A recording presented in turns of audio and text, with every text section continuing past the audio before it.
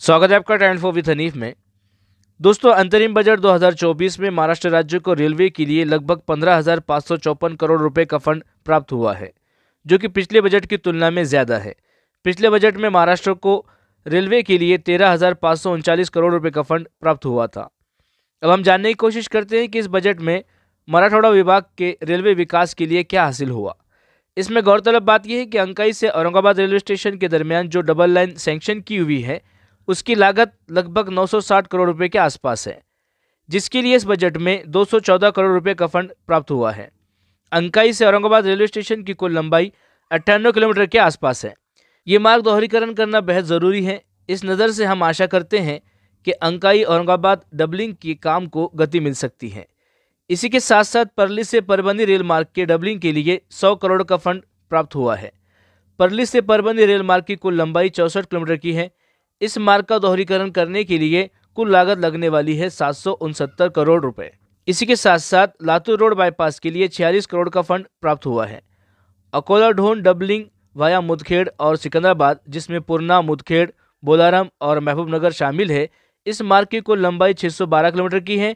इसके लिए 220 करोड़ रुपए का फंड प्राप्त हुआ है।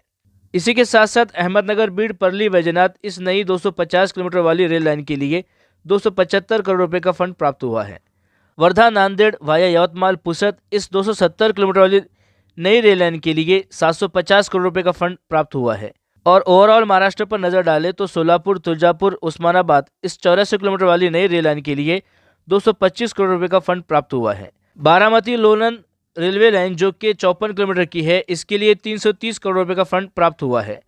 धुले बोरविहीर नरडाना इस 51 किलोमीटर वाली रेल लाइन के लिए 350 करोड़ रुपए का फंड प्राप्त हुआ है। कल्याण उल्लासनगर मुरबाड इस 28 किलोमीटर वाली रेल लाइन के लिए 10 करोड़ का फंड प्राप्त हुआ है। पाचोरा जामनेर इस 84 किलोमीटर वाले रेल मार्ग के गेज परिवर्तन के लिए 300 करोड़ रुपए का फंड प्राप्त हुआ है। इसी के साथ साथ कल्याण कसारा थर्ड लाइन के लिए जो कि 68 किलोमीटर की है, इसके लिए 85 करोड़। वर्धा नागपुर थर्ड लाइन जो कि 76 किलोमीटर की है, इसके लिए 125 करोड़। 132 किलोमीटर वाली वर्धा बल्हारशाह थर्ड लाइन के लिए 200 करोड़। 280 किलोमीटर वाली इटारसी नागपुर रेलवे लाइन के लिए 320 करोड़। 467 किलोमीटर लंबाई वाली पुणे मिरज लोंडा डबलिंग के लिए 200 करोड़। 24 किलोमीटर वाली जलगांव भुसावल फोर्थ लाइन के लिए 40 करोड़।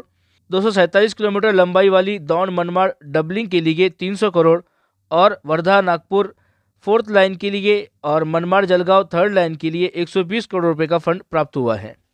इस बजट में मराठवाड़ा क्षेत्र के लिए महत्वपूर्ण रेल मार्ग जैसे कि औरंगाबाद अहमदनगर पुणे रेल मार्ग और औरंगाबाद चालीसगांव रेल मार्ग, इसके लिए भी कुछ न कुछ पहल करने की ज़रूरत थी, लेकिन हम आशा करते हैं कि आने वाले समय में इस रूट पर नई रेल लाइन बने।